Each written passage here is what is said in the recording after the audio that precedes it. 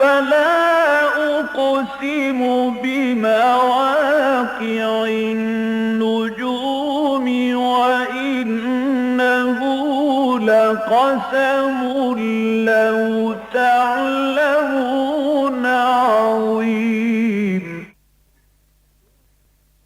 إنه لقرآن كريم في كتاب مكنون لا يمسه إلا المطهرون تنزيل من رب العالمين.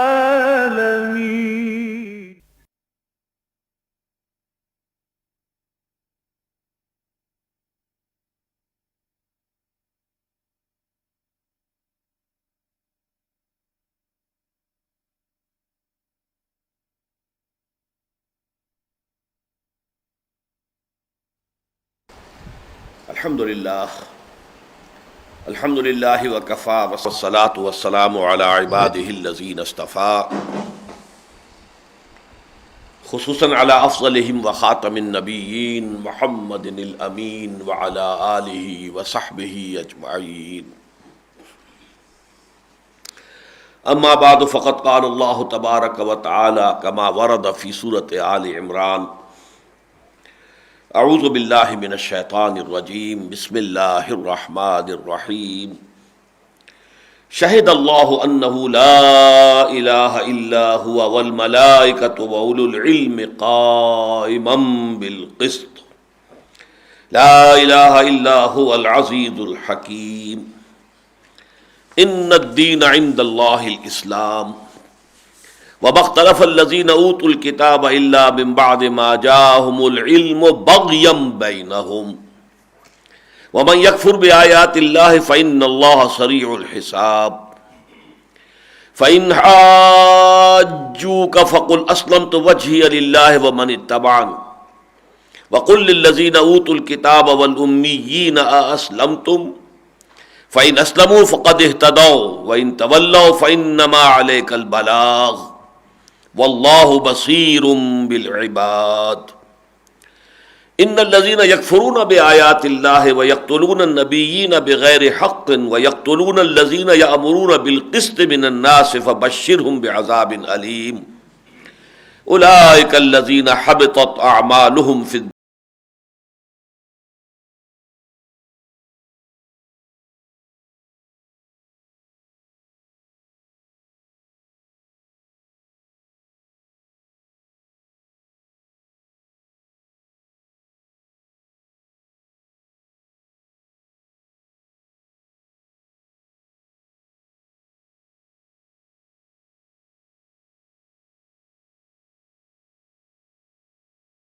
العظیم واجعلہ لنا اماما ونورا وہدی ورحمہ اللہم ذکرنا منہ ما نسینا وعلمنا منہ ما جہلنا وارزقنا تلاوتہ آناء اللیل وآناء النہار واجعلہ لنا حجتا یا رب العالمین آمین. سورہ آل عمران کے بارے میں جو چند باتیں اس سے پہلے کئی بار میں نے عرض کی ہیں ان میں بعض امور کا اضافہ کر لیجئے. سب سے پہلی بات یہ کہ یہ سورہ بقرہ اور سورہ آل عمران ایک بہترین اور حسین ترین جوڑے کی صورت میں ہے. ان دونوں صورتوں میں خطاب نئی امت مسلمہ یعنی امت محمد صلی اللہ علیہ وسلم سے بھی ہے اور سابقہ امت مسلمہ یعنی یہود اور نصارہ سے بھی ہے. البتہ سورہ بقرہ میں احکام شریعت بہت تفصیل کے ساتھ آئے ہیں. اس کے ساتھ پھر انفاق فی سبیل اللہ، قتال فی سبیل اللہ کی بحثیں بھی آئی ہیں. لیکن یہ کہ کافی بڑا حصہ جو ہے سورہ بقرہ کے نصف ثانی کا وہ آیات احکام پر مشتمل ہے. بڑی تفصیلی احکام جو ہیں آئلی قوانین کے ضمن میں آئے ہیں، نکاح، طلاق، عدت وغیرہ وغیرہ. لیکن یہ کہ سورہ آل عمران میں احکام شریعت کا حصہ موجود نہیں ہے، بہت شاذ. صرف حج کی فرضیت کا حکم جو ہے وہ سورہ آل عمران میں آئے گا، باقی اور فقہی احکام سے یہ سورہ مبارکہ خالی ہے. البتہ یہ کہ پھر جو قتال کا معاملہ ہے اس پر بڑی مفصل بحث آئی ہے. 60 آیتیں جو ہیں وہ غزوہ احد کے بارے میں ہیں. اس کا یوں سمجھیے کہ تقریباً 1/3 جو ہے اس پوری صورت کا وہ غزوہ احد اور اس میں جو بھی حالات و واقعات پیش آئے تھے ان سے بحث پر مشتمل ہے. تو وہ حصہ بہت بڑا ہے. سورہ بقرہ میں زیادہ تر خطاب بہت ہی ضمنی انداز میں کہیں نصارہ سے یا عیسائیوں سے ہوا ہے. اصل خطاب ہے یہود سے، جبکہ اس سورہ مبارکہ میں اصل خطاب ہو رہا ہے نصارہ سے، اگرچہ اس کے بعد دونوں کو اہل کتاب کے زمرے میں لا کر ان سے بھی ایک خطاب ہوا ہے، دعوتی اور ملامتی دونوں انداز میں. لیکن زیادہ تفصیلی گفتگو جو ہوئی ہے وہ الوہیت مسیح کے عقیدے پر ہوئی ہے کہ جس کے قائل جو تھے وہ نصارہ تھے. تو یہ کچھ چیزیں جو ہے مابہل امتیاز بھی ہیں، ان میں مشابہت بھی بے پناہ ہے، لیکن یہ کہ بعض اعتبارات سے اس کے اندر اختلاف بھی موجود ہے. ایک اور اہم اختلاف یہ نوٹ کیجئے کہ جہاں سورہ بقرہ میں احکام شریعت آئے ہیں، وہاں اس سورہ مبارکہ میں احکام شریعت کا جو اصل ہدف ہے، جو غرض و غایت ہے، جو مقصود ہے، اس کو مرکزی مضمون کی حیثیت دیا گیا ہے. یعنی قیام نظام عدل و قسط. یہ اللہ نے احکام کیوں دیے ہیں، ان کا اصل مقصد کیا ہے، یہ غرض و غایت کیا ہے. جیسے سورہ حدید کی بہت مشہور آیت نمبر 25، لقد ارسلنا رسلنا بالبینات وانزلنا معهم الکتاب والمیزان لیقوم الناس بالقسط. ہم نے ہی بھیجا اپنے رسولوں کو علیہم الصلاۃ والسلام بینات کے ساتھ، واضح نشانیوں کے ساتھ، معجزوں کے ساتھ، واضح تعلیمات کے ساتھ، اور وانزلنا معهم الکتاب والمیزان، ان کے ساتھ ہم نے اپنی کتاب بھی اتاری، میزان بھی اتاری. یہ سب کچھ کس لیے؟ لیقوم الناس بالقسط، تاکہ لوگ عدل پر قائم ہوں. تو اب ایک تو پہلو ہے تفصیلی احکام، یہ کرو یہ نہ کرو، معاشرتی معاملات میں یہ ہے، مالی معاملات میں یہ ہے، سیاسی معاملات میں یہ ہے. اور ایک یہ ہے کہ ان سب کا اصل ہدف کیا ہے، مقصود کیا ہے، سب کا مطلوب کیا ہے. تو وہ ہے در حقیقت نظام قسط، عدل و قسط کا نظام، جس کو مجموعی طور پر ہے نظام عدل اجتماعی، اور اسی کا نام اسلام ہے. یہ دین حق جو ہے در حقیقت ایک نظام عدل اجتماعی ہے. وہ مضمون ہے کہ جو اس سورہ مبارکہ میں شروع ہوتا ہے، لیکن پھر یہ کہ اس کے آگے کی جو 2 سورتیں ہیں، سورہ نساء اور سورہ مائدہ، ان دونوں میں بھی بڑے شد و مت کے ساتھ یہ بات آئی ہے. پہلی آیت ہے شہد اللہ انہ لا الہ الا ہوا والملائکۃ واولو العلم قائما بالقسط. اللہ گواہ ہے اس پر کہ اس کے سوا کوئی معبود نہیں. اب ظاہر بات ہے کہ اللہ کی گواہی سے بڑھ کر تو کسی کی گواہی نہیں ہے. اگرچہ یہ بات اپنی جگہ پر ہے کہ وہ تو اللہ کے ماننے والے ہیں، اور یہ کہ جو مانتے ہیں کہ یہ کلام جو ہے قرآن اللہ کا کلام ہے، ان کے لیے اس میں زور ہے، وزن ہے، بہت وزن. شہد اللہ انہ لا الہ الا ہوا، خود اللہ گواہ ہے اس پر، اس کے سوا کوئی معبود نہیں. اگر اس نے کسی کو معبود بنایا ہوتا تو بتا دیتا تمہیں. کوئی چھوٹے معبود اپنے ساتھ رکھے ہوتے تو وہ بتا دیتا.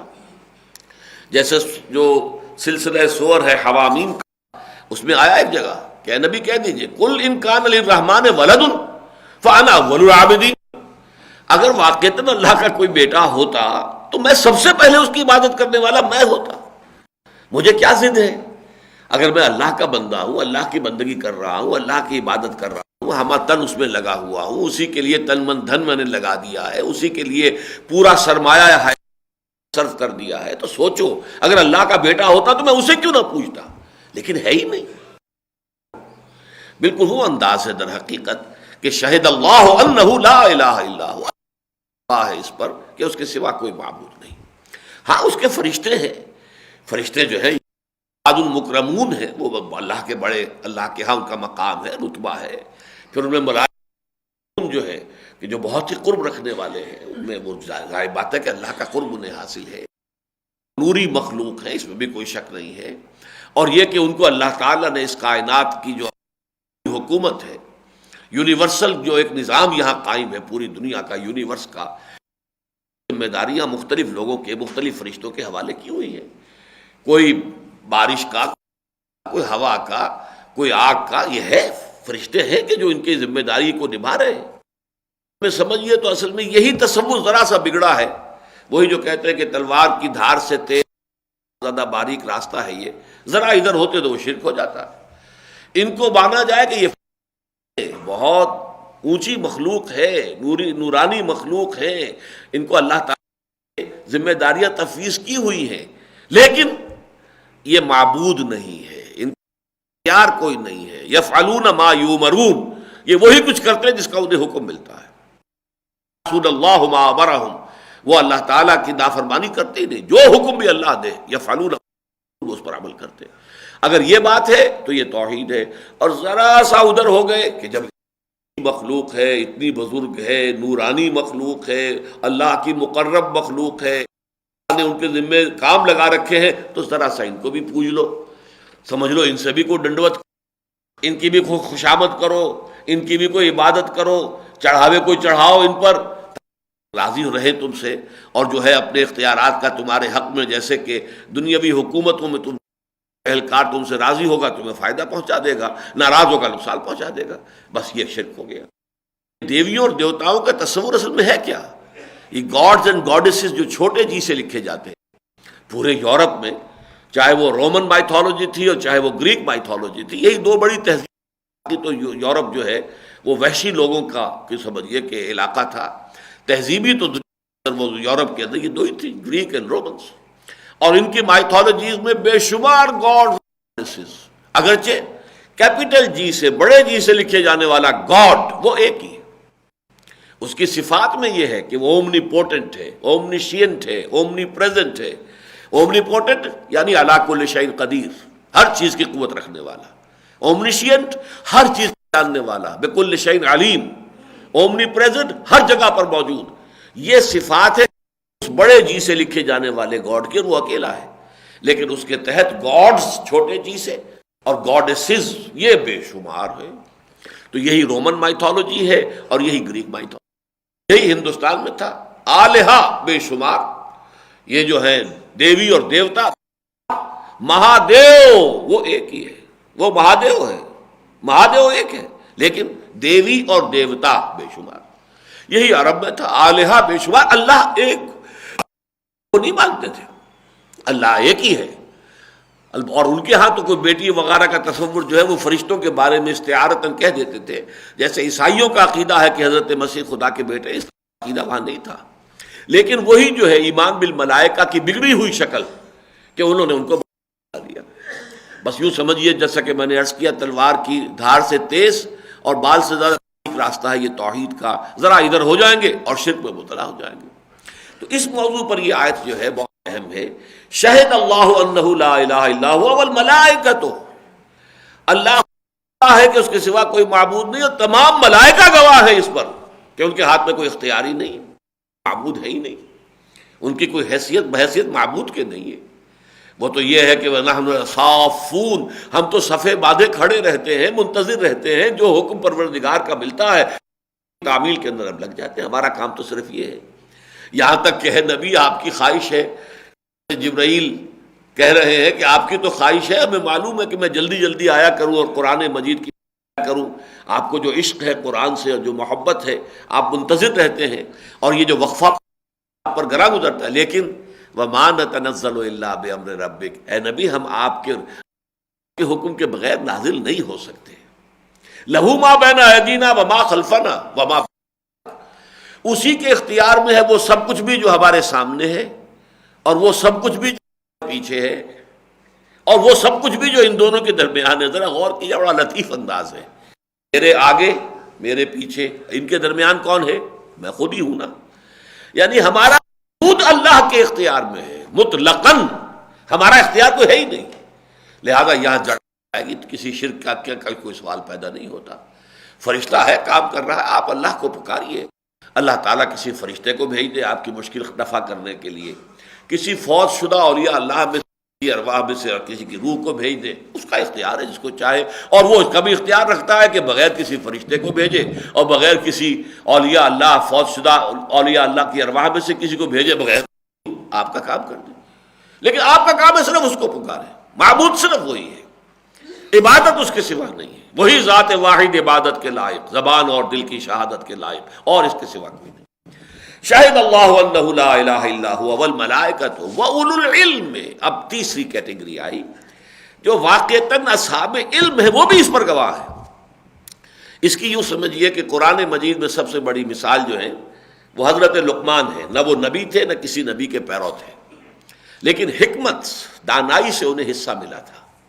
فطرت سلیم، عقل سلیم، دونوں کے نتیجے میں وہ توحید تک پہنچ گئے. جس شخص کی بھی فطرت سلیم ہوگی اور عقل بھی سلیم ہوگی تو فطرت سلیمہ کی روشنی میں عقل سلیم جب سفر طے کرے گی وہ لازماً توحید تک پہنچ جائے گا. کوئی سوال ہی پیدا نہیں ہوتا اس کائنات کے اندر کسی درجے میں بھی شرک کے لیے کوئی دلیل موجود نہیں. نہ عقل میں کوئی دلیل ہے نہ نقل میں کوئی دلیل ہے. اس لیے بار بار قرآن لاؤ کوئی دلیل تمہارے پاس ہے تو لاؤ، کوئی کسی کتاب میں آسمانی صحیفے میں شرک کا ذکر موجود ہو لاؤ دکھاؤ مجھے. کہیں نہیں، نہ عقل نہ نقل. عقل اور نقل دونوں سے توحید ہی ثابت ہوتی ہے. یہ تو خود تمہارے لیے کچھ چیزیں، کچھ خیالات ہیں، یہ تمہارے اپنے من گھڑت عقائد ہیں، ان کی کوئی حقیقت نہیں. قائمًا بالقسط. اب یہاں جو ہے دیکھیے جس شان کے ساتھ یہ آیت جو ہے بڑھ مضمون کی طرف پرجلال انداز، شہد اللہ انہ لا الہ الا والملائکۃ واولو العلم قائمًا لیکن اب اس پس منظر کے بعد جو منظر میں اللہ کی جو شان آئی ہے، جو اہم ترین سمجھیے بات کیا ہے اللہ کی ذات کے بارے میں اور صفات کے بارے میں، قائمًا بالقسط، وہ عدل کا قائم کرنے والا ہے. قامہ بے جو ہے یہ خود کسی کا کسی چیز پر قائم ہونا یہ بھی اس میں شامل ہے اور اس کو قائم کرنا بھی شامل ہے. خود عدل پر قائم ہے، قائمًا بالقسط، وہ عدل اور قسط کا قائم کرنے والا بھی ہے اور خود بھی اس پر قائم ہے. یہاں تک کہ اللہ تعالیٰ کے ناموں میں سے باقی تمام نام جو ہے وہ یا اس میں فاعل پر ہیں یا صفت مشبہ یا جو بھی اس میں مبالغہ ہوتا ہے، لیکن محض اس اصل جو مادہ ہے اس پر صرف ایک نام ہے، وہ العدل. العدل اگرچہ یہ لفظ مناسب نہیں اللہ کے لیے بولنا، سراسر عدل، سرتاپا عدل، مجسم عدل، لیکن یہ کہ اردو زبان میں ہمارے پاس کوئی اور الفاظ ہے نہیں کسی شے کی وضاحت کے لیے، تو وہ تو العدل ہے. یہاں اس کو فرمایا گیا قائمًا بالقسط، وہ عدل و انصاف کا قائم کرنے والا بھی ہے اور خود بھی عدل و انصاف پر قائم. اور در حقیقت یہ آخرت کا پورا تصور ہے اسی پر قائم. یہ جزا و سزا کا معاملہ عدل ہی کے اعتبار سے ہے، یہ عدالت ہی تو ہے اللہ کی جو لگے گی، جس میں کہ پھر آخری فیصلے ہو جائیں گے. ہر ایک اپنے کیفر کردار کو پہنچ جائے گا، ہر ایک کو اپنے اعمال کا بھرپور جو ہے وہ بدلہ مل جائے گا. اب یہاں ذرا نوٹ کیجئے، یہ تین الفاظ ہیں جو ہم اردو میں، اگرچہ عام اردو میں تو ایک ہی لفظ آتا ہے یا دو کہہ لیجئے، عدل و انصاف، لیکن جو لٹریری اردو ہے اس میں قسط کا لفظ بھی آ جاتا ہے، عدل و قسط، ادبی کتابی تصنیفی اردو میں. لیکن ان تین الفاظ میں ایک عجیب ایک فرق ہے. انصاف کا لفظ بنا ہے جو ہمارے یہاں سب سے زیادہ مستعمل ہے اردو میں، انصاف ہونا چاہیے، انصاف ہونا چاہیے، سماجی انصاف، معاشی انصاف. یہ لفظ قرآن نے اختیار ہی نہیں کیا. عربی کا لفظ ہے، نصف سے باب افعال ہے، آدھا آدھا کر دینا. ایک روٹی ہے، دو آدمیوں میں تقسیم کرنی ہے، پوری آدھی تو پوری آدھی اس کو تو کوئی کمی بیشی نہ ہو، یہ انصاف ہے. انصاف یعنی نصف کر دینا. قرآن نے یہ لفظ استعمال ہی نہیں کیا. اس کی وجہ یہ ہے کہ یہ بالکل برابری والا معاملہ جو ہوتا ہے وہ ہر جگہ پر صحیح نہیں ہوتا. ایک شخص کی ضروریات زیادہ ہیں، ایک شخص کی ضروریات کم ہیں، ان کو برابر دیں گے تو یہ ناانصافی ہو جائے گی. ایک شخص قوت والا ہے، قوی ہے، توانا ہے، آپ نے بوجھ اٹھوانا ہے، دوسرا بیچارہ لاغر ہے، کمزور، آپ کا برابر ہوگا صاحب، تو نہیں، یہ ناانصافی ہو جائے گی. برابر ہونا در حقیقت ہمیشہ جس کو ہم انصاف کہتے ہیں اس کا تقاضا برابر سے پورا نہیں ہوتا، بلکہ یہ کہ جو زیادہ تنومند ہے، جو زیادہ قوی ہے، اس کو زیادہ بوجھ دیا جائے، زیادہ ذمہ داری سونپی جائے. جو کمزور ہے اس پر کم بوجھ ڈالا جائے. یہی تو سارا فلسفہ ہے. مرد اور عورت کے درمیان حقوق اور اختیارات کا جو فرق رکھا گیا اسلام کے نظام میں وہ اسی پر. ایک صنف نازک ہے، ایک صنف قوی ہے. بوجھ کس پر ڈالا جائے؟ یہ بڑا ظلم ہوگا کہ صنف نازک پر بھی اتنا ہی بوجھ ڈال دیا جائے جتنا کہ آپ نے صنف قوی پر ڈالا ہے. معاش کی ذمہ داری دونوں پہ ڈال دی جائے. معاذ اللہ، یہ ذمہ داری جو ہے صنف نازک پر تو نہیں ہونی چاہیے. تو انصاف کے تو لفظ ہی کو قرآن نے ڈسکارڈ کر دیا. البتہ عدل کا لفظ آتا ہے، وَأُمِرْتُ لِأَعْدِلَ بَيْنَكُمْ عدل. لیکن عدل میں بھی ایک مفہوم ہے برابری کا. چنانچہ یہ لفظ جو ہے سورہ انعام کی پہلی آیت میں آیا ہے، ثُمَّ الَّذِينَ كَفَرُوا بِرَبِّهِمْ يَعْدِلُونَ. یہ کافر لوگ اپنے رب کے بھی برابر کیے دے رہے ہیں کچھ دوسرے ہستیوں کو. تو برابر کر دینا اس معنی میں یہ برے سینس میں بھی آیا ہے کہ یہ لوگ اللہ تو ہے معبود برحق اور دوسرے تو کوئی معبود تو نہیں ہے، لیکن ان لوگوں نے کچھ اور ہستیوں کو اٹھا کر اور معبود بنا کر اس کے برابر کر کے رکھ دیا ہے، تو یہ ظلم ہے. لیکن اس سے آگے بڑھ کر لفظ قسط ہے. قسط اصل میں اجتماعی نظام کے اندر ایک توازن، اصل میں قسطاس جو ہے میزان کو کہتے ہیں، وزنوا بالقسطاس المستقیم. ترازو جو ہے، ترازو میں توازن ہوتا ہے. آپ نے ادھر بھی ایک سیر کا بانٹ ڈالا، ادھر بھی ڈالا، اور یہ آپ کی ڈنڈی سیدھی ہو گئی. لیکن فرض کیجئے کہ آپ کی ترازو ایسی ہے کہ ایک بازو اس کا جو ہے لمبا ہے اور دوسرا بازو چھوٹا ہے. اب چھوٹے میں زیادہ ڈالنا ہوگا اور لمبے والے میں کم وزن سے توازن ہوگا. اگر برابر برابر ڈال دیں توازن نہیں ہوگا، اس لیے کہ بازو چھوٹا یا بڑا ہے. توازن پیدا کرنا ہر حال میں یہ مطلوب ہے. اگر چھوٹا بازو ہے تو اس کو زیادہ حقوق دے دیے، لمبا بازو ہے اسے کم حقوق دے دیے، کم وزن ڈالا. اس طریقے سے توازن جو ہے یہ ہے قسط. اور اجتماعی نظام میں جب کہ در حقیقت معاملہ ہوتا ہے، یہ تین اعتبارات سے اجتماعی نظام انسان کا جو ہے بڑا مشکل مرحلہ ہے. اس میں توازن کا تعین کرنا انسانی عقل کے لیے ممکن ہی نہیں ہے. عورت اور مرد کے مابین توازن کیا ہو، بہت مشکل. یا ادھر ڈنڈی جھک جاتی ہے، عورت کو سمجھتے ہیں جیسے بھیڑ بکری ہماری ملکیت ہے، ایسے عورتیں بھی ہماری ملکیت ہیں، بس کوئی ان کی حیثیت نہیں ہے. مجھے بھولتا نہیں ہے وہ منظر، یہ جو حضور کی سیرت پر ایک پکچر بنائی تھی لیبیا والوں نے، میسج. اس میسج میں جو گئے تھے مہاجرین حبشہ، ان کو لینے کے لیے بھیجے گئے تھے عمرو بن العاص، بعد میں ایمان لے آئے ہیں، فاتح مصر ہیں رضی اللہ عنہ، لیکن اس وقت وہ کافر تھے اور بڑے سرداروں میں سے تھے. تو سرداران قریش نے ان کو بھیجا تھا کہ جاؤ، تمہاری دوستی ہے، تمہارے تعلقات ہیں نجاشی کے ساتھ، تو ہمارے جو بگوڑے یہاں سے بھاگ کر چلے گئے ہیں یہ ان کو واپس لے کر آؤ. اس دربار کا جو مکالمہ ہے اس میں جب حضرت جعفر طیار جو ہے نجاشی کے دربار میں اسلام کی کچھ تعلیمات بیان کر رہے ہیں، تو ان میں یہ بھی آ گیا عورتیں اور مرد جو ہے مساوی ہیں ان کے حقوق.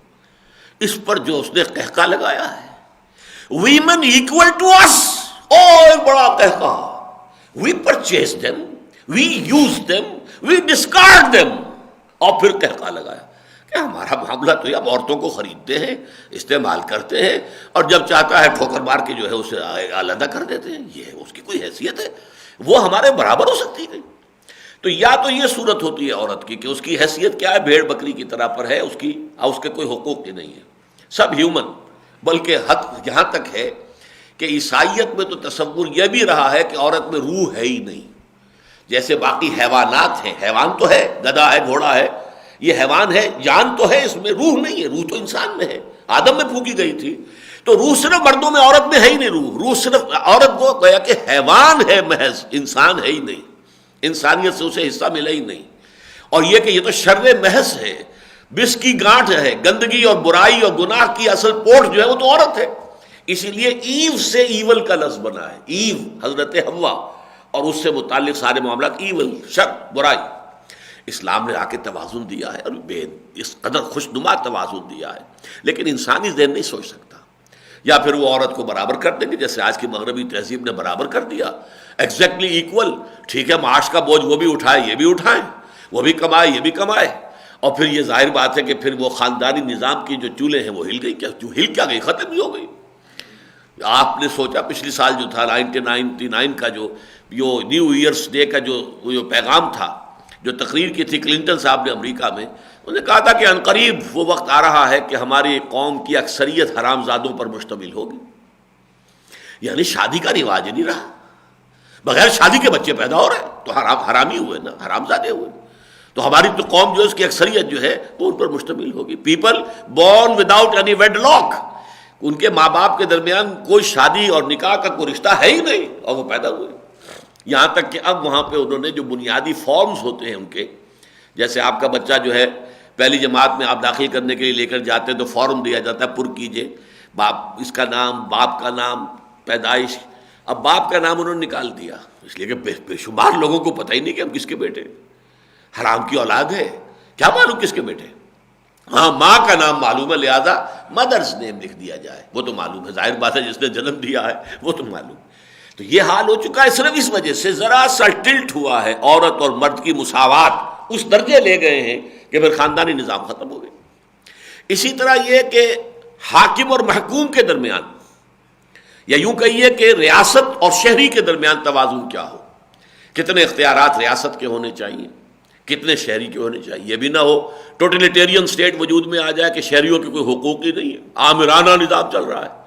یہ بھی نہ ہو شہری آزادی ایسی ہو جائے کہ مادر پدر آزاد، وہ کہے صاحب ہمارا تو جی چاہتا ہے ننگے ہو کے بازار میں نکلے، آپ کون ہوتے ہیں ہمیں روکنے والے؟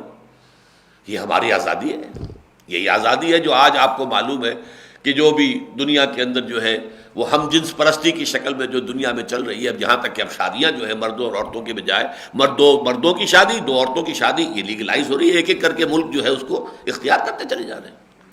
تو یہ سارا نظام جو ہے توازن ہے، اصل میں قسط وہی مشکل ہے، وہی سب سے زیادہ کٹھن مرحلہ ہے۔ یہی معاملہ سرمایہ اور مزدور کا ہے۔ سرمایہ اس کا اپنا کچھ تقاضا ہے، وہ اپنی حفاظت چاہتا ہے، مزدور جو ہے اپنی کفالت چاہتا ہے۔ اب ان دونوں کے تقاضے ایسے ہیں کہ ٹکراتے ہیں۔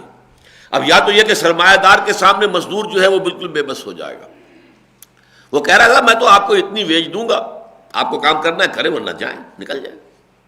اب وہ مزدور بیچارہ کیا کرے؟ اگر باہر بھی جاب نہیں ہے یا باقی سرمایہ داروں نے بھی یہی طے کر رکھا ہے کہ یہی ویج دیں گے، تو کہاں جائے وہ؟ اس لیے کہ اسے پتا ہے کہ میرا بچہ بھوکا مر جائے گا۔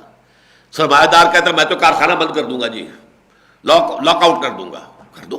اس کو معلوم ہے کہ میں ایک مہینے بھی کارخانہ بند رکھوں تو میرے بچے کے لیے کوئی فاقہ نہیں ہے، میرے پاس تو دولت وافر موجود ہے۔ اس غریب کو معلوم ہے کہ ایک دن کی دہاڑی میری نہ لگی تو بچے کو رات کو دودھ نہیں ملے گا۔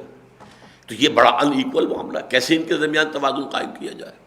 اس حوالے سے یہ قسط جو ہے نظام کے اندر ایک قسط، یہ ہے سب سے اہم پہلو، اور اللہ تعالیٰ کی جو سب سے اہم صفت یہاں بیان ہوئی ہے وہ قائمًا بالقسط۔ اس میں ایک اشارہ ادھر بھی ہو رہا ہے کہ جو مذہبی جو بھی عقائد کا معاملہ دنیا میں رہا ہے کہ یہ شفاعت کا تصور، اور یہ کہ جیسے کہ اب پوری عیسائیت اس پر کھڑی ہے کہ جو حضرت مسیح کو مان لے، حضرت مسیح اس کی طرف سے کفارہ ادا کر گئے، بس مان لینا ہی کافی ہے، پھر تو نجات ہی نجات ہے، گناہ سب حساب کتاب برابر ہو جائے گا۔ یہ ساری چیزیں جو ہے ان سب کی قائم بالکل نہیں، اللہ عدل کا قائم کرنے والا ہے۔ وہ تو ظاہر بات ہے فَمَنْ يَعْمَلْ مِثْقَالَ ذَرَّةٍ خَيْرًا يَرَهُ وَمَنْ يَعْمَلْ مِثْقَالَ ذَرَّةٍ شَرًّا يَرَهُ۔ یہاں تو معاملہ یہ ہوگا، ہر ایک کے اعمال اس کے بالکل سامنے آئیں گے، خواہ وہ دانے کے برابر، ذرے کے برابر ہم وزن ہو، نیکی ہو یا بدی ہو، اپنے سامنے موجود پائے گا۔ لا الہ الا هو العزیز الحکیم، اس کے سوا کوئی معبود نہیں ہے، وہی ہے زبردست اور کمال حکمت والا۔ ان الدین عند اللہ الاسلام۔ اب آ گیا معاملہ، یہ نظام قسط مکمل ہو کر جسے یہ مضمون شروع یہاں ہوا ہے اپنے پورے کلائمیکس کو پہنچے گا سورہ مائدہ میں، الیوم اکملت لکم دینکم واتممت علیکم نعمتی ورضیت لکم الاسلام دینا۔ اب وہ دین مکمل کر دیا گیا تم پر، تو یہ نظام زندگی، نظام دین حق تدریجاً مکمل ہوا ہے، اس لیے کہ اس کا جو بلو پرنٹ تھا وہ تو سورہ بقرہ میں آیا ہے، مزید معاملہ آگے بڑھے گا سورہ نساء میں، اور پھر اس کا کلائمیکس جو ہے وہ سورہ مائدہ ہے۔ تو یہاں فرمایا ان الدین عند اللہ الاسلام، اللہ کے نزدیک جو اس کا پسندیدہ یا جسے کہیے کہ منظور شدہ جو اس کے ہاں ہے وہ تو دین ایک ہی ہے، اور وہ اسلام ہے۔ وَمَا اخْتَلَفَ الَّذِينَ أُوتُوا الْكِتَابَ إِلَّا مِن بَعْدِ مَا جَاءَهُمُ الْعِلْمُ بَغْيًا بَيْنَهُمْ، اور نہیں اختلاف کیا ان لوگوں نے کہ جنہیں کتاب دی گئی تھی پہلے، مگر اس کے بعد کہ ان کے پاس علم آ گیا ہے، اور ان کے اختلاف کا اصل سبب بغیم بینہم ہے، آپس کی ضدم ضدہ، یعنی یہ کہ یہ جن کو کتاب دی گئی تھی، ایک تو یہ نوٹ کیجئے قرآن مجید کا عام اسلوب ہے، اہل کتاب کا، نصارہ کا، یہود کا اگر ذکر کرنا ہو کسی اچھے انداز میں، بہرحال ان میں خوبیاں بھی تھیں، بھلائیاں بھی تھیں، اچھے لوگ بھی تھے بہت کم، تو وہاں الفاظ آتے ہیں الذین آتیناہم الکتاب، وہ لوگ جنہیں ہم نے کتاب دی، یہ گویا کہ معروف جسے کہتے ہیں، اور جہاں ان کا کوئی غلط طرز عمل جو ہے اس کا ذکر کرنا ہوتا ہے تو الذین اوتوا الکتاب، وہ کہ جنہیں کتاب دی گئی تھی، اس میں اللہ تعالیٰ اپنی ذات کو منظر سے ہٹا لیتا ہے۔ الذین آتیناہم الکتاب، وہ لوگ جنہیں ہم نے کتاب دی تھی، اس میں اللہ کا ذکر جو ہے نمایاں ہو کر ہم نے کتاب دی تھی، تو یہ ایسے مواقع پر آئے گا جہاں پر کوئی مقام مدح ہے، کسی بھی اعتبار سے ان کی کوئی تعریف کا کوئی پہلو ہے. لیکن جہاں بھی مذمت کا پہلو آئے گا، مقام ذم ہے، تو الذین اوتوا الکتاب، وہ لوگ جو کتاب دیے گئے تھے، الا من بعد ما جاءہم العلم، اب یہ العلم جو ہے قرآن ان کے پاس آ چکا، حقیقت ان پر منکشف ہو چکی. سورہ بقرہ میں گویا کہ اتمام حجت ہو چکا ہے. یہ آیات نازل ہو رہی ہیں سن 3 میں، سن 3 ہجری، 2.5 برس جو گزر چکے ہیں یا 3 برس گزر چکے ہیں، ان میں سورہ بقرہ مکمل نازل ہو چکی، سورہ محمد نازل ہو چکی صلی اللہ علیہ وسلم، اور متفرقہ آیات نازل ہو چکی. تو گویا کہ جو امیین تھے عرب کے مشرکین، ان پر تو اتمام حجت مکے میں ہو گیا تھا. اب اہل کتاب پر جنہیں کتاب دی گئی تھی، اتمام حجت ہو گیا ہے. اب ان 3 سالوں کے اندر ان کے اوپر جو ہے علم واضح ہو چکا ہے، حقیقت منکشف ہو چکی ہے، ان کا دل گواہی دے چکا ہے یہ وہی رسول ہے جس کے انتظار میں تھے ہم، اور جس کی کہ پیشن گوئیاں ہماری کتابوں میں موجود ہیں. تو اب یہ علم دیے جانے کے بعد انہوں نے اختلاف کیا ہے، تو کیا ہے بغیم بینہم. یہ سب در حقیقت بغیم بینہم، یہ سورہ بقرہ کی آیت نمبر 213 ہم پڑھ چکے ہیں، آیت الاختلاف، اور یہ لفظ بار بار قرآن میں آتا ہے. اس اختلاف کا اصل سبب کیا ہوتا ہے؟ بغیم بینہم، ایک دوسرے پر بالا دستی حاصل کرنے کی کوشش کرنا. میں اس کی بات کیوں مانوں، یہ کیوں نہ میری بات مانے. میں نے بات مان لی تو میں نیچے ہو گیا، یہ اوپر ہو گیا. کیوں نہ میری بات مانے کہ میں ور رہوں اور یہ نیچے رہے. یہ بغیم بینہم. آپ کے علم میں ہوگا کہ جو جدید سکولز آف سائیکالوجی ہیں، ان میں سے ایڈلر کا جو ہے ویو وہ یہ ہے کہ انسان میں سب سے زیادہ پوٹنٹ جو ہے محرک عمل وہ ہے حب تفوق، دی ارج ٹو ڈومینیٹ. آدمی ڈومینیٹ کرنا چاہتا ہے. ہر شخص اپنی ہمت کے مطابق اپنے دوستوں کے اوپر بالادستی ہو جائے، اپنے ساتھ بیٹھنے والوں پر اپنی چرب زبانی کی وجہ سے وہ بالادستی حاصل کر لے، یا پھر یہ کہ اپنا اپنا حوصلہ ہے، اپنا اپنا میدان ہے، دنیا میں اقتدار حاصل کرے، حب جاہ اختیار حاصل ہو جائے، اقتدار حاصل ہو جائے. تو یہ جو ہے در حقیقت، اور یہ اصل سبب بنتا ہے. آپ کی بات مجھ پر منکشف ہو گئی کہ بات یہ ٹھیک کہہ رہے ہیں، لیکن اگر میں نے مان لیا تو میری تو شکست ہو گئی، یہ جیت گئے. اب اڑے ہوئے ہیں آپ، نہیں، زدم زدہ ادھر کی ادھر کی، اگرچہ دل گواہی دے چکا کہ بات صحیح ہے. صدیقیت جسے ہم کہتے ہیں، جو نبوت سے ایک درجہ نیچے ہے صرف، پھر ہے شہادت، پھر ہے عام صالح مسلمین، الذین انعمت علیہم کی جو تعبیر آئی ہے سورہ نساء میں، کہ وہ کون لوگ ہیں؟ اولئک مع الذین انعم اللہ علیہم من النبیین والصدیقین والشہداء والصالحین. ان صدیقین کا ایک اہم ترین وصف یہ ہوتا تھا، یا اب بھی ایسے مزاج کے لوگ ہوتے ہیں کہ جن میں ہر وقت آمادگی ہو کہ جو سچی بات سامنے آئے دل گواہی دے دے کہ بات، ہاں بھائی یہ بات ٹھیک ہے، آپ کی بحثم بحثہ ہو رہی تھی، لگا بھائی یہ بات آپ نے بالکل ٹھیک کہی ہے، میں غور کروں گا، یہ بات تو آپ کی صحیح ہے. یہ انداز ہونا چاہیے، یہ نہیں کہ اس میں بغیم بینہم کی وجہ سے کہ اس کا تو مطلب یہ جیت گیا میں ہار گیا، یہ تو تالی پٹ جائے گی. دیکھنے والے بھی موجود ہیں لوگ، ہماری جو بحث ہو رہی تھی اس کو سن رہے ہیں لوگ، وہ سمجھیں گے کہ بس جی ان کی تو سٹی گم ہو گئی اور وہ جو ہے وہ جیت گیا. اس خطرے سے اگر آپ اڑے ہوئے ہیں تو یہ در حقیقت حق سے محرومی ہے. تو یہ ہے بغیم بینہم، ایک دوسرے کے اوپر بالادستی حاصل کرنا. حضور کو وہ ایسے پہچانتے تھے، یعرفونہ کما یعرفون ابناہم، یہ سورہ بقرہ میں ہم پڑھ چکے ہیں. ان کے جو علماء تھے، ان کے عوام، ان میں بھی تھے وہ لوگ کہ جو کتاب کو نہیں جانتے تھے کہ کیا ہے. وَمِنْهُمْ أُمِّيُّونَ لَا يَعْلَمُونَ الْكِتَابَ إِلَّا أَمَانِيَّ. جیسے ہمارے ہاں ہے، اب بہت سے لوگ ہیں انہیں کیا پتا قرآن میں کیا لکھا ہے، حدیث میں کیا لکھا ہے، وہ تو جو مولوی کہہ دے وہ ٹھیک ہے. تو اصل فطور تو مولوی کا ہے. مولوی حق کو مانے گا تو سب لوگ مان لیں گے، مولوی نہیں مانے گا تو ظاہر بات ہے کہ عظیم اکثریت لوگوں کی تو وہ ہے کہ جو ان مولویوں اور ان علماء کی باتوں پر اعتماد کرتے ہیں. یہی معاملہ تھا کہ یہود کے علماء کا معاملہ یہ ہے کہ وہ سب پہچان چکے تھے، یعرفونہ کما یعرفون ابناہم، ایسے پہچان چکے تھے جیسے اپنے بیٹوں کو پہچانتے تھے کہ یہ وہی نبی ہے، نبی موعود، نبی آخر الزمان. لیکن بغیم بینہم، یہ راستے کا ان کا پتھر تھا. ہمارے ہاتھ چومے جاتے ہیں لوگ، ہم سے فتوے مانگتے ہیں، ہماری مسندیں ہیں، ہماری حیثیت ہے، سب ختم ہو جائے گی. اگر ہم نے محمد کی تصدیق کر دی صلی اللہ علیہ وسلم، ان پر ایمان لے آئے تو ہماری کیا حیثیت رہ جائے گی. وَمَن يَكْفُرْ بِآيَاتِ اللَّهِ فَإِنَّ اللَّهَ سَرِيعُ الْحِسَابِ. اور جو کوئی بھی اللہ کی آیات کا انکار کرے گا تو وہ جان لے کہ اللہ کو حساب چکانے میں دیر نہیں لگے گی. یعنی میں نے یہ نیک کام کیے ہیں، میں نے یہ بڑی بڑی نیکیاں کمائی ہوئی ہیں، یہ کیا ہوا، یہ سارا حساب کتاب اللہ کو چکاتے دیر نہیں لگے گی. لیکن اللہ کی آیات کا انکار یہ سب کی نفی کر دے گا. یہ وہ بڑا زیرو ہے جس سے ضرب کھا کر بڑی سے بڑی نیکی جو ہے وہ زیرو ہو جائے گی. یہی بات آخر میں سورہ توبہ میں آئی ہے، اجعلتم سقایۃ الحاج وعمارۃ المسجد الحرام کمن آمن باللہ، کیا تم لوگوں نے یہ مسجد حرام کے متولی ہونا قریش کا اور یہ پانی پلاتے ہیں حجاج کو، تم نے اتنی بڑی نیکی بنا دیا ہے کہ جو ایمان لائے اور جو اللہ کی راہ میں جہاد کر رہے ہیں ان کے برابر کیے دے رہے ہیں ان کو. یہ تمہاری جو سینس آف ویلیوز ہے وہ ختم ہو گئی ہے، تمہارا اقدار کا پورا نظام تلپٹ ہو چکا ہے. تو نیکیاں ویکیاں رہ جائیں گی. وَمَن يَكْفُرْ بِآيَاتِ اللَّهِ فَإِنَّ اللَّهَ سَرِيعُ الْحِسَابِ فَإِنْ حَاجُّوكَ، تو اے نبی اگر یہ آپ سے محاجہ کریں، حجت سے محاجہ باب مفعلہ، محاججہ اصل میں ہوگا مفاعلہ محاججہ، لیکن یہ دو جیم جڑ گئے تو محاجہ. فَإِنْ حَاجُّوكَ فَقُلْ، تو اگر یہ آپ سے محاجہ کریں، حجت بازی کریں، ظاہر بات ہے کہ آدمی جو اڑا ہوا ہے ضد کے اوپر ہے، کوئی نہ کوئی الٹی سیدھی تو دلیلیں پھر بھی وہ دیتا ہی رہے گا.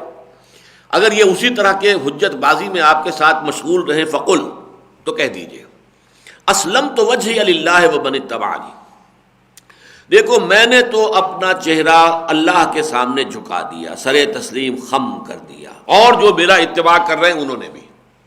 یعنی اب میں اکیلا نہیں ہوں. گئے دن کے تنہا تھا میں انجمن میں، یہاں میرے راستہ اور بھی ہیں. وہ دن بھی تھا مکے میں جب میں نے اپنی رسالت کا اعلان کیا تھا تو کوئی میرا ماننے والا نہیں تھا. پہلے دن صرف 4 ہی آدمی ایمان لائے تھے نا. آپ کی اہلیہ محترمہ خدیجہ الکبریٰ رضی اللہ تعالی عنہ، یار غار حضرت ابوبکر صدیق رضی اللہ تعالی عنہ، چچا زاد بھائی حضرت علی رضی اللہ تعالی عنہ، اور غلام جن کو کہ آزاد کر کے منہ بولا بیٹا بنایا ہوا تھا زید ابن حارثہ رضی اللہ تعالی عنہ، تو وہ بھی دن تھے. لیکن گئے دن کے تنہا تھا میں انجمن میں، یہاں میرے راستہ اور بھی ہیں. اب تو یوں سمجھو 15 برس بیت چکے ہیں میری دعوت کو، ایک امت تیار ہو چکی ہے، ایک جماعت ہے، صدیقین اور شہداء اور صالحین، یہ جو گلدستہ ہے میرے ساتھ ساتھیوں کا، تو ان سب کو جمع کیا گیا. قل اسلمت وجہی للہ ومن اتبعنی، دیکھو میں نے تو اپنا جو چہرہ ہے اللہ کے سامنے جھکا دیا، اپنا سر جھکا دیا، اور جو میرے اتباع کر رہے ہیں انہوں نے بھی. ہم سب نے مل جل کر اللہ کو معبود مان لیا، وہ اللہ کہ جو اکیلا ہے، تنہا ہے، کوئی اس کے ساجی نہیں ہے. شہد اللہ انہ لا الہ الا هو والملائکۃ واولو العلم قائما بالقسط، ہم نے اس کے سامنے اپنے آپ کو جھکا دیا. وقل للذین اوتوا الکتاب والامیین اسلمتم، اے نبی اب آپ پوچھئے ان سے جنہیں کتاب دی گئی تھی، یہود اور نصارہ، اور امیین. یہ امیین کا لفظ اصل میں تو لفظی ترجمہ تو امیین کا ہے ان پڑھ، پڑھے ہوئے لکھے ہوئے لوگ نہ ہوں، لیکن اس کا اصل میں اطلاق ہوتا تھا بنو اسماعیل جو عرب میں آباد تھے، حضرت اسماعیل علیہ السلام کی اولاد، اور جو ان کے تابع تھے، انہی کے نقش قدم پر چلنے والے اور انہی کو اپنا سردار اور پیشوا ماننے والے. یہ کہ جو بدترین شرک میں مبتلا ہو چکے تھے، ان کے پاس کوئی کتاب نہیں تھی. حضرت اسماعیل حضرت ابراہیم علیہ السلام کے بڑے بیٹے تھے اور وہ بھی نبی تھے، لیکن یہ کہ انہیں کوئی کتاب نہیں دی گئی، نہ ان کی اولاد میں آگے نبوت چلی. 2500 برس بیت چکے تھے کہ کوئی نبوت اس شاخ میں تھی ہی نہیں. تو وہ بھول چکے تھے دین کو، اور سارا انہوں نے جو ہے اپنا ایک تمار بنا لیا تھا، نئی نئی رسمیں ایجاد کر لی تھی، بدترین شرک میں مبتلا تھے.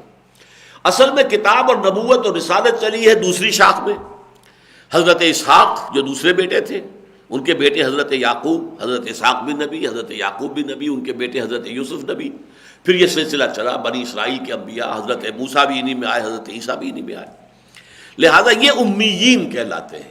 اور وہ ہے اوت الکتاب جنہیں کتاب دی گئی، اس میں نصارہ بھی شامل ہے اور اس میں یہود بھی شامل ہے. تو اس اعتبار سے اب ان دونوں سے خطاب کیا جا رہا ہے. قل للذین اوتوا الکتاب والامیین، اے نبی اب آپ ڈنکے کی چوٹ پوچھئے، سوال کر لیجئے، کلیئر کھلم کھلا کیجئے، ان سے بھی جنہیں کتاب دی گئی تھی، یہود اور نصارہ سے بھی اور امیین سے بھی. اسلمتم، تم بھی اپنا سر جھکاتے ہو کہ نہیں؟ تم نے بھی سر جھکایا یا نہیں؟ فَإِنْ أَسْلَمُوا فَقَدْ اهْتَدَوْا، پھر اگر وہ واقعتاً اپنا سر جھکا دیں، سر تسلیم خم کر دیں، اسلام کے لفظی معنی یہی ہے ٹو سرنڈر. سپردگی، حوالگی، اپنے آپ کو کسی کے حوالے کر دینا، سرنڈر کر دیا، یہ سرنڈر ہے۔ فقد اہتدوا، اگر یہ کریں تو یہ ہدایت کی راہ پر ہے۔ یہ آیت جو ہے سورہ بقرہ میں پہلا پارے کا جو آخری رکوع اس میں آیا ہے کہ اگر فَإِنْ آمَنُوا بِمِثْلِ مَا آمَنْتُمْ بِهِ فَقَدِ اهْتَدَوْا وَإِنْ تَوَلَّوْا فَإِنَّمَا هُمْ فِي شِقَاقٍ، اگر یہ لوگ بھی ایمان لے آئے اس طور سے جس طور سے کہ اے مسلمانوں تم ایمان لائے ہو، تو پھر وہ بھی ہدایت پر آ جائیں گے۔ یہاں وہی مضمون مختصر الفاظ میں آ رہا ہے، فَإِنْ أَسْلَمُوا فَقَدِ اهْتَدَوْا، اگر وہ اسلام لے آئیں، اگر وہ اطاعت قبول کر لیں، سر تسلیم خم کر دیں، فَقَدِ اهْتَدَوْا، تو وہ بھی ہدایت پر آ گئے۔ وَإِنْ تَوَلَّوْا فَإِنَّمَا عَلَيْكَ الْبَلَاغُ، اور پھر اگر وہ روگردانی کرے، پیٹھ موڑ لے، تو اے نبی آپ پر سوائے پہنچا دینے کے کوئی ذمہ داری نہیں ہے۔ دیکھیے اس میں کچھ مغالطہ ہو جاتا ہے کہ کیا حضور کے ذمے صرف تبلیغ کی ذمہ داری تھی؟ قرآن تو کہتا نہیں، ہم نے تو بھیجا اپنے رسول کو اس لیے کہ دین کو غالب کریں، غالب کرنے کی ذمہ داری بھی محمد پر تھی صلی اللہ علیہ وسلم۔ اب ان دونوں چیزوں کو کیسے ریکنسائل کریں گے؟ انفرادی سطح پر کسی اور شخص کے بارے میں حضور پر اس کے سوا ذمہ داری نہیں تھی کہ آپ دین حق پہنچا دیں، اس کے بعد اختیار اس کا ہے، مانے نہ مانے۔ انا ہدیناہ السبیل اما شاکرا و اما کفورا، ہم نے راستہ ان کو دکھا دیا، اب وہ چاہیں تو شکر گزار بندے بن کر زندگی گزارے، چاہیں جو ہے ناشکرے بن کر زندگی گزارے، اختیار ان کا ہے۔ تو انڈیویجول لیول پر اس کے سوا کچھ نہیں۔ انما علیک البلاغ، آپ کے ذمے صرف پہنچا دینا ہے، وما علینا الا البلاغ، نہیں ہے ہمارے ذمے مگر پہنچا دینا۔ اجتماعی سطح پر اب یہ دوسرا مرحلہ ہے، اس ابلاغ اور تبلیغ کے نتیجے میں جن لوگوں نے قبول کیا، مان لیا، اب انہیں منظم کیجئے، انہیں جمع کیجئے، انہیں ایک جمعیت کی شکل دیجئے، ایک قوت بنائیے، انہیں بل دے کر کوڑا بنائیے اور وہ کوڑا باطل کے اوپر دے ماریے۔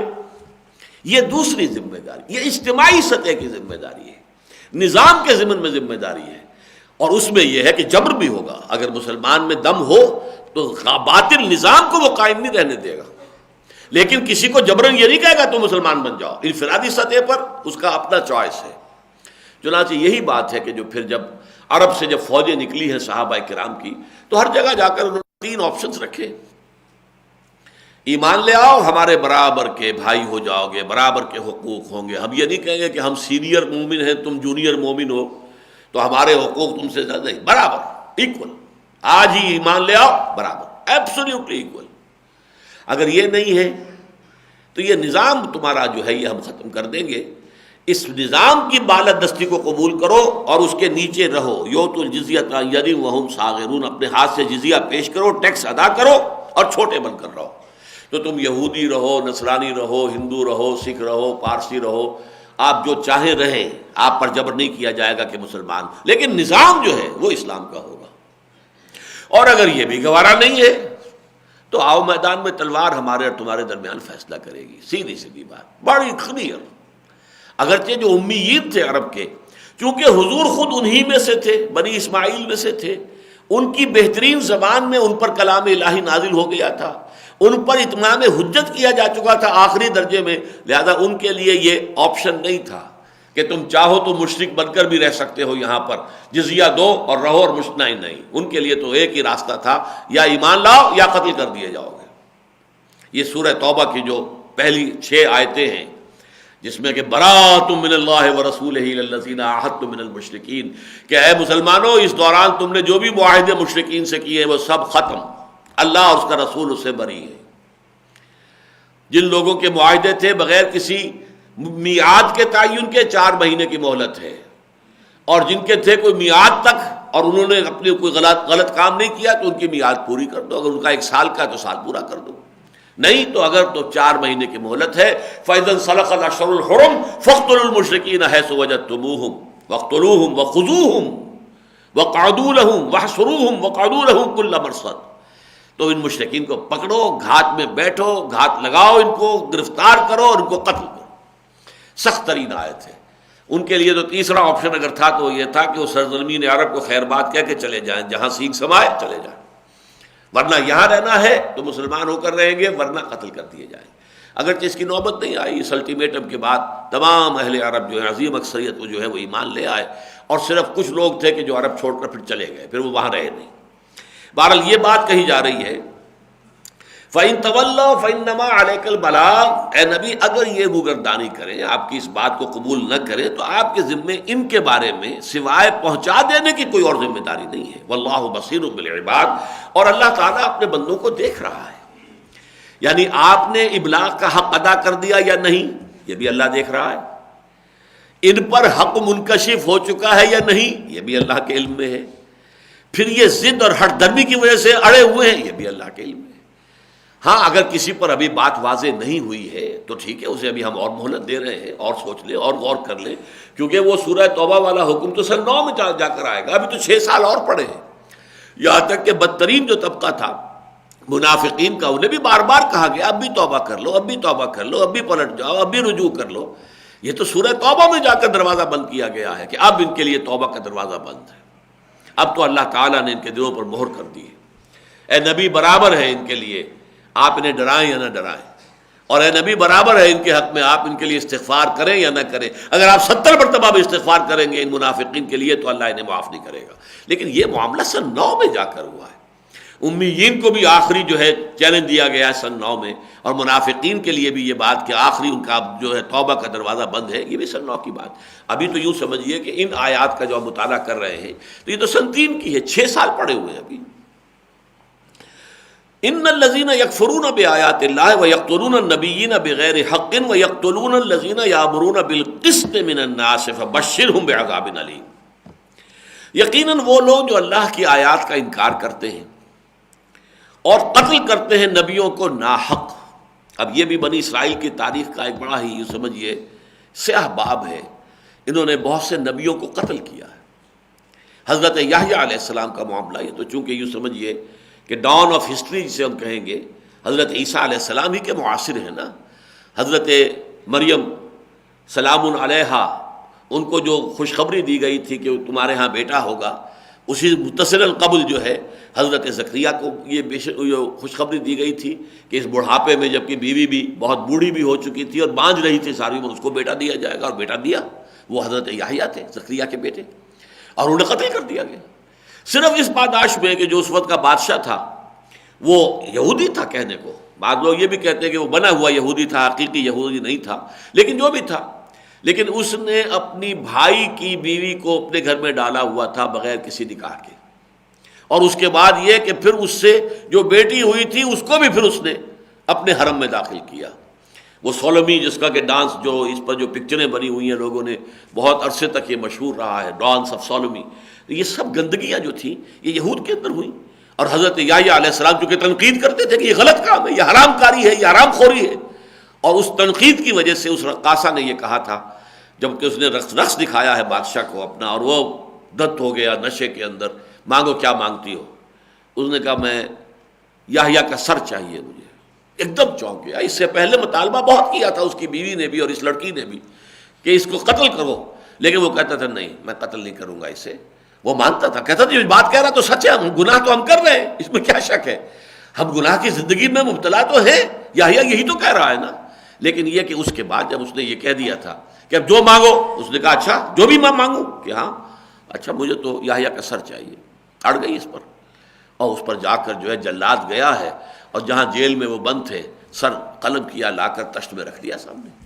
تو نبیوں کے ساتھ یہ کچھ ہوتا رہا ہے تاریخ بنی اسرائیل کے اندر، نبیوں کے ساتھ ہوا ہے۔ تو فرمایا ان الذین یکفرون بآیات اللہ ویقتلون النبیین بغیر حق، وہ لوگ، وہ بدبخت لوگ جو اللہ کی آیات کا انکار کرتے ہیں اور جن کا سابق کردار ماضی کا یہ رہا ہے کہ وہ قتل کرتے رہے ہیں انبیاء کو ناحق، وَيَقْتُلُونَ الَّذِينَ يَأْمُرُونَ بِالْقِسْطِ، اور نہ صرف انبیاء کو قتل کرتے رہے بلکہ ان میں سے جس اللہ کے بندے نے بھی کھڑے ہو کر عدل اور انصاف کی بات کی اسے قتل کیا۔ اب دیکھیے قسط کا معاملہ شروع ہوا تھا نا، شہد اللہ انہ لا الہ الا ہوا والملائکۃ واولو العلم قائما بالقسط، تو یہاں پر بھی امر بالمعروف کی بجائے امر بالقسط کا لفظ آیا، ورنہ اصطلاح جو ہے قرآن مجید کی وہ تو آپ کو معلوم ہے، امر بالمعروف نہی عن المنکر، ہر جگہ پر آتا ہے امر بالمعروف نہی عن المنکر، یامرون بالمعروف وینہون عن المنکر، تو یہ تو معاملہ جو ہے، لیکن یہاں پر اس کی بجائے ایک ہے معروف جو کہ انفرادی سطح پر ہوتا ہے، نیکی، بھلائی، خیر، اچھے کام، ایک ہے قسط، اجتماعی عدل۔ میں نے عرض کیا تھا کہ قسط کے لفظ کا تعلق جو ہے وہ ایک متوازن نظام زندگی، جس کو کہ ہم کہتے ہیں آج کے دور میں یہ عادلانہ نظام زندگی، نظام عدل اجتماعی، سماجی انصاف کا معاملہ، سوشل جسٹس کا معاملہ، جس میں مرد اور عورت کے درمیان بھی توازن کا معاملہ ہے، اور ریاست اور افراد اور شہریوں کے درمیان بھی توازن کا معاملہ ہے، سرمایہ اور محنت کے درمیان بھی توازن کا معاملہ ہے، تو یہ ہے قسط۔ اب جس اعتبار سے بھی کہیں پر ناانصافی ہوگی، اگر محنتی لوگ جو ہیں، غریب لوگ، ان پر ظلم ہو رہا ہے تو کوئی شخص کھڑا ہو جائے گا کہ یہ ظلم کر رہے ہو، ان کے حقوق ادا کرو۔ یہ ہاری، یہ کاشتکار، خون پسینہ ان کا ہوتا ہے، عیش تم کرتے ہو، گلچھرے تم اڑاتے ہو، یہ بھی بالقسط کا معاملہ ہو جائے گا کہ قسط کا حکم دیا جا رہا ہے۔ ویسے یہ کہ عام طور پر جو نیکی کا تصور لوگوں کے ذہنوں میں شاید وہ اس کو کور نہ کرے، پر نیکی تو یہی ہے نا کہ اللہ کی عبادت کرو، نماز، روزہ، ذکر، اور یہ کہ اپنی وضاقتہ، اپنی شکل صورت، اپنے انفرادی اعمال جو ہیں وہ ٹھیک کر لو۔ نیکی اور منکر اور معروف میں تو زیادہ تر لوگوں کے سامنے یہ تصور آتا ہے، لیکن جیسا کہ میں نے عرض کیا تھا، یہ سورہ مبارکہ یہاں سے شروع ہو رہا ہے معاملہ اس قسط کا، اس لیے کہ آگے چل کر آئے گا سورہ نساء میں، یا ایھا الذین آمنوا کونوا قوامین بالقسط شہداء للہ ولو علی انفسکم او الوالدین والاقربین۔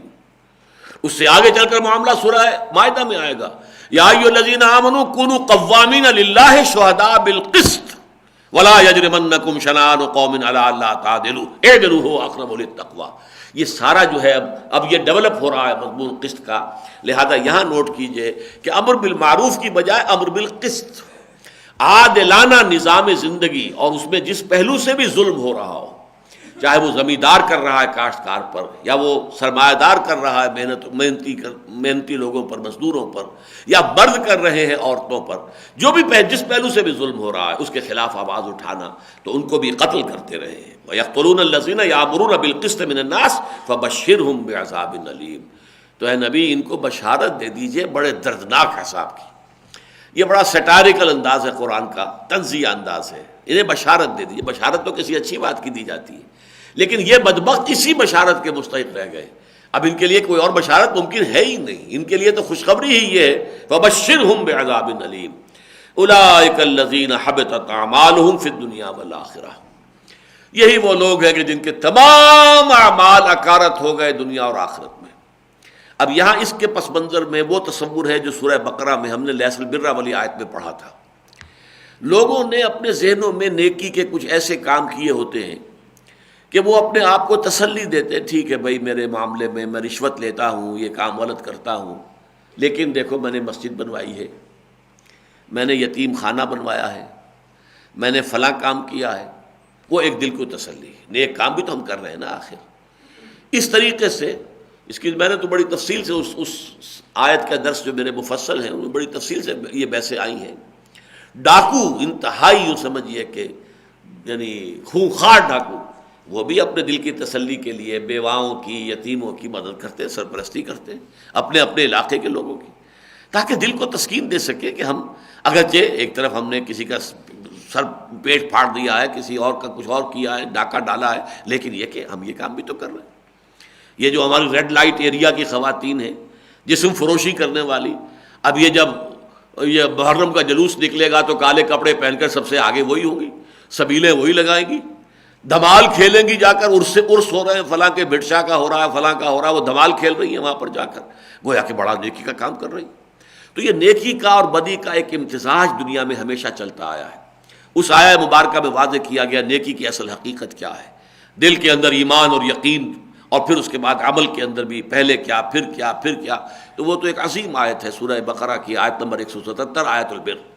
تو یہاں بھی وہی پس منظر میں ہے کہ وہ لوگ اپنے آپ کو، فرض کیجئے کوئی یہودی ہے، وہ یہ پہچان رہا ہے کہ محمد اللہ کے رسول ہے، میں کیسے مان لوں، اپنی برادری سے کاٹ دیا جاؤں گا، میں اپنے جو حیثیت ہے وہ ختم ہو جائے گی، مجھے جو بھی مراعات حاصل ہیں وہ جاتی رہیں گی، لہذا یہ تو میں کڑوی گولی جو ہے یہ تو میں نہیں حلق سے اتار سکتا۔ البتہ بہرحال میں تہجد پڑھتا ہوں، میں نماز پڑھتا ہوں، میں یہ کرتا ہوں، میں تورات کی تعلیم لوگوں کو دے رہا ہوں، بہرحال یہ چیزیں نیکیاں جو ہیں کمپنسیٹ کر جائیں گی میرے اس کفر کو، اور جو میں نے ایک حقیقت کو اگر میں نے نہیں بھی اقرار کیا، بہرحال میں موسیٰ کا ماننے والا ہوں، تورات کا ماننے والا ہوں، تمام جو prophets of the old testament ہے ان سب کا ماننے والا ہوں، اس شریعت موسوی پر عمل کر رہا ہوں، تو چلو ٹھیک ہے، یہ اپنے دل کو تسلی دینے کے لیے فرمایا یہ وہ لوگ ہیں کہ جن کے تمام اعمال حبط ہو گئے، ساری نیکیاں اس ایک برائی، ایک بدی، ان الذین یکفرون بآیات اللہ کی آیات کا انکار بغیم بینہم کی وجہ سے جب کیا تو وہ سارے نیک اعمال حبط ہو گئے، ان کی وہ تہجدیں بھی ہوں اور ان کے اذکار بھی ہوں اور ان کے دروس بھی ہوں اور ان کی جو بھی خدمات ہوں علمی اور اصلاحی، سب کے سب ختم ہو جائیں گے۔ فرمایا حبطت اعمالہم فی الدنیا والآخرہ، ان کے تمام اعمال دنیا اور آخرت میں حبط ہو گئے۔ وما لہم من ناصرین، اور نہیں ہوں گے ان کے لیے کوئی بھی مددگار، کوئی شفیع نہیں ہوگا، کوئی شافع نہیں ہوگا، کوئی بچانے والا، کوئی انٹرسیڈ کرنے والا جو ہے قیامت کے دن موجود نہیں ہوگا کہ جو ان کے لیے اللہ تعالیٰ سے مرسی کی اپیل کر سکے۔ بارک اللہ لی ولکم فی القرآن العظیم ونفعنی وإیاکم بالآیات والذکر الحکیم۔